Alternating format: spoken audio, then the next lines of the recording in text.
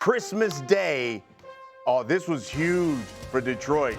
They needed a win to keep their playoff hopes alive. They're trailing 7-0 here in the second quarter. And watch Jared Goff.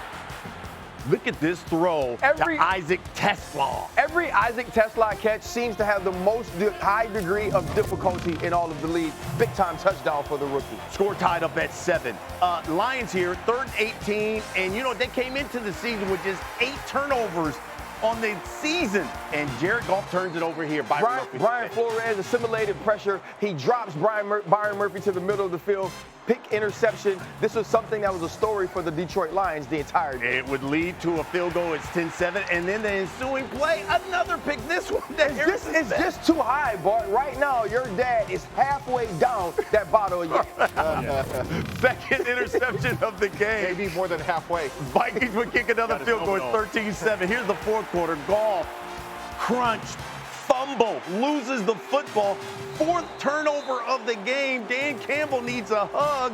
Goff's frustrated, and the Vikings take over. Listen, Van Ginkel was all over the field the entire day. Brian Flores seemed to have Jared Goff's number, but this is the biggest play of the game offensively. Like Bart said, the nail in the coffin. George Addison down the sideline on the jet sweep. 65 yards he had rushing. That's a touchdown. Vikings are up 20-10.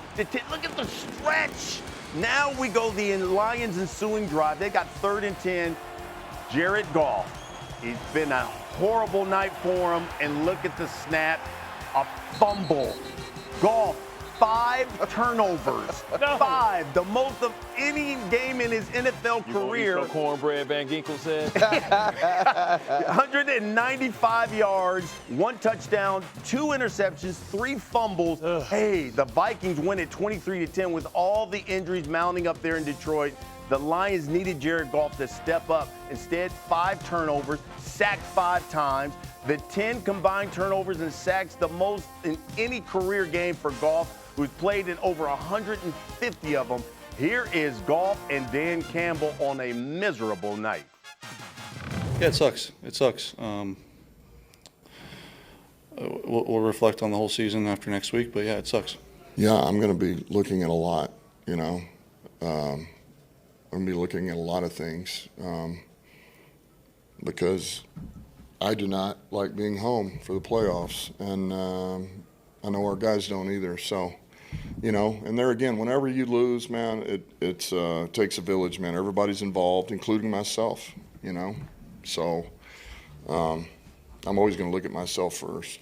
You know, I think of Jared Goff kind of like in that Sam Darnold type category, guys that you waiting for him to prove himself. And you know this, RC, you want a quarterback who can consistently raise your team and not be the reason that you lose big games in critical moments. So what did you think of Jared Goff's performance? Well, I think first off, the reason I wouldn't compare him to Sam Darnold is because he's shown more than Sam Darnold has throughout his career, especially in the regular season. It's also why I think it's worse than Sam Darnold, because Jared Goff can build you up to make you believe that you have a chance. And then you go back to the Super Bowl versus Bill Belichick and the way that offense didn't show up under Sean McVay, or you go to the second half of the NFC Championship 3 years ago in San Francisco. Think back to last year against the Washington Commanders and all the turnovers Jared Goff had in that game. And now you're going to look at a must-have-it game for the Detroit Lions. You understand what your defense is facing with all of those injuries, and to turn the football over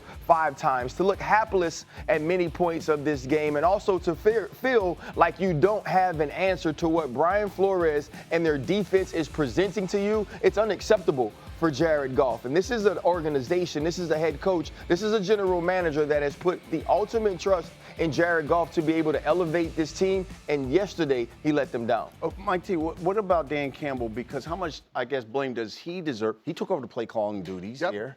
I mean, you saw some bad exchanges, the snaps, all the offense just didn't get going at all. It starts with Dan Campbell, and I work with him. Nobody will be harder on Dan Campbell than himself, but when they do the autopsy of this season, it's going to come down to 2 things, in my opinion. Number 1, the decision to hire or promote John Morton. They knew that Ben Johnson was going to be a hot coordinator, and for him to have to take over the play calling, as you mentioned, Brian, in this day and age, there's elite guys like the Andy Reids of the world, Kyle Shanahan, but when you're responsible for clock management, when to throw the flag, I think it's very difficult to be an effective play caller and a head coach And then the other part of it is their defense, guys. They allowed 108 explosive plays. We saw Jordan Addison's play. They were 21st in defensive efficiency.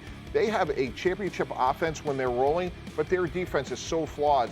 And this really starts with Dan Campbell and some of the decisions he made in the offseason. But when your season is on the line and it's a running play that sends you home, that can't happen. This is a team that's lost 4 out of their last 5 games. They have a lot of issues to fix. Well, you talk about the strategic advantage as well, right? Because you know who was undefeated against Brian Flores? Ben Johnson, because he had all the answers to the test, to that Amoeba type of defense. You know, and I think he gave Jared Goff a sense of calm whenever those things were coming. And, you know, to your point, Mike T, I think it's this defense. They really have to go out and address a pass rusher opposite of Hutchinson, because that's kind of where you get beat. And when you talk about the last play, that's force. That's edge protection. That's not getting washed down. And they really have to take a look, because this is an opportunity, you know, for them to say, we need to reset. They paid everybody on their staff. You talk about they paid Penei Sewell, they paid Williams, they paid Goff, Branch, Kirby. You know, now, so this is the team that they have. They can make minor changes, but they have to go back and figure out how do we take it to the next level, because it looks like they've been caught by Green Bay. It looks like they've been passed by the Bears, and they find themselves looking up in the division. You see it closing? The window closing? Also, too, though, I think with Johnny Mo, whether you had to replace him or not is one thing. Yeah. It looks like Ben Johnson took the physicality of this offense with him to Chicago as well. And Dan Campbell is a culture setter. We saw that from the first press conference when he was selected as the head coach. But schematically, it's like the physicality was gone. Ragnow retires. When he tries to come back, he fails his physical. And so there's so much going on with this team. They have to figure out what's going to be their priority to fix first. But you know, scheme sometimes dictates aggressiveness. It's how you call the game, right? If a defense isn't aggressive, you blitz them, right, to make them aggressive. So that's something they have to figure out, what's going to be their identity on the offensive side going forward. We got a lot to talk about, including whether or not the Super Bowl window is closed with the Lions. We'll get into that a little bit later. Down, looking for pressure. Dallas goes empty. Prescott, step, throw, flag down, and caught in stride. Right Turpin, the speed. He's gone. Touchdown, Cowboys. 86 yards. You know, that throw to Turpin was Dak Prescott's 30th passing touchdown of the season. 4th time he's hit the 30 mark in this season. And since 2019, when he first recorded his first 30-touchdown season, no player in the NFL has had more 30-touchdown seasons than my guy, Dak Prescott. So, RC, my question to you is, have the Cowboys wasted Dak's prime? Dak Prescott and the Dallas Cowboys have collectively wasted Dak's prime. We can't absolve Dak of all of the Cowboys' failures. When you look at failing to spike the ball in 2022 Niners, or throwing interceptions versus the Niners, the Aaron Rodgers late drive in, I think it was 2017. There are all of these separate pieces where Dak Prescott was playing high caliber ball. So we can't just focus on 2023 when he was the runner-up to the MVP, or we can't just focus on this season when he plays absolutely out of his mind. But when you talk about this season specifically, Jerry Jones wasted this season of Dak Prescott's career. Jerry Jones knew coming into the season that if he didn't have a decision made for Micah Parsons during the offseason, he was going to set this football team back. And then now with Matt Eberflus as the defensive coordinator, not giving him the pieces to be successful and not even attempting to until the trade deadline, that's on Jerry Jones. And so this isn't about an organizational failure. This isn't about a head coaching failure and Brian Schottenheimer, who did an excellent job. This is about Jerry Jones not preparing this team for the next step on the defensive side of the football when you know you have Dak Prescott and 2 of the best wide receivers in all of the world to help this offense be an A-plus offense. So we talked about this yesterday, and I have a list here, Brian, what they need to do, but it starts by hiring Rex Ryan. We were at the Jets. We saw the combination of Brian Schottenheimer and Rex Ryan. He will bring in stature. He will bring in credibility and moxie. Lower Dak Prescott's cap number. It's way too high. They can fix that. You got to keep George Pickens, preferably on a long-term deal. Go get Trey Hendrickson. Don't screw around. First day of free agency, get the deal done. Guy is massively productive. He'll make Donovan Ezeraku a lot better.